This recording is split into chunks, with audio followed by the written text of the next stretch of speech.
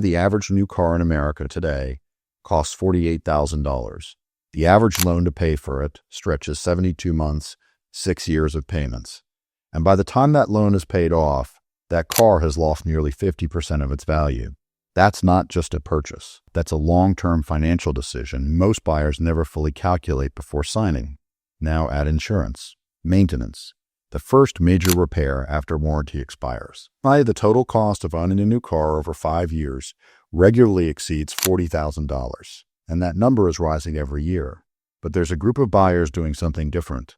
They're skipping the dealership, buying cars 15 to 20 years old, and coming out ahead by tens of thousands of dollars. This isn't about being unable to afford new. It's about understanding how the car industry actually works and choosing not to play along. Like how the industry shifted through the 1980s and 90s, automakers competed primarily on one thing: mechanical reliability. Who built the most durable engine? Who could engineer a car to reach 200,000 miles? That competition produced some of the most dependable vehicles ever made. But by the early 2000s, car markets in developed countries were saturating. Growth was slowing, so the industry pivoted. Instead of competing on durability, automakers began competing on features: touchscreens, connectivity, driver assistance systems, wireless charging, over-the-air software updates.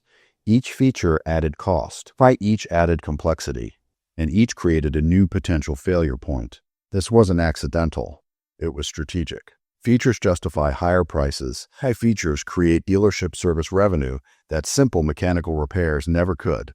And features give manufacturers a reason to make last year's car feel outdated. The car stopped being purely a transportation device. It became a platform, and you became the recurring customer. Problem 1, the electronics trap. Here's what that complexity costs you in practice. In almost every car built after 2015, climate control, audio, navigation, and vehicle settings all run through one central touchscreen. This is sold as modernization. What it actually is consolidation of critical systems into a single point of failure. In a 1990 car, your AC had its own dial. Your radio had its own unit. If one failed, you replaced that one component, typically for $50 to $300. In a 22 car, all of those systems are software dependent and routed through one integrated module. When that module fails, you lose everything simultaneously.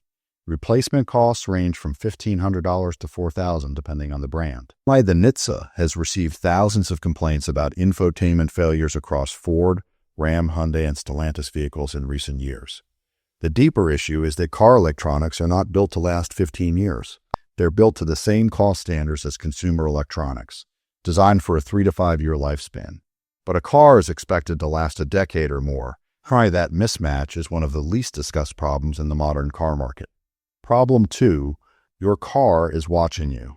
There's a cost to modern cars that doesn't appear on the sticker. In 2023, the Mozilla Foundation reviewed 25 major automakers. Every single one collected driver data. 84% shared it with third parties. 76% said they could sell it. What's being collected isn't superficial. GPS history, braking behavior, acceleration patterns, trip frequency, and in connected vehicles, personal data pulled from synced phones, contacts, app usage, call logs. Insurance companies are already using this. LexisNexis and Verisk, two of the largest data brokers in the insurance industry, have confirmed receiving driving behavior data from automakers and factoring it into risk models. And General Motors' OnStar program was found to have shared driver data with these brokers without clear disclosure.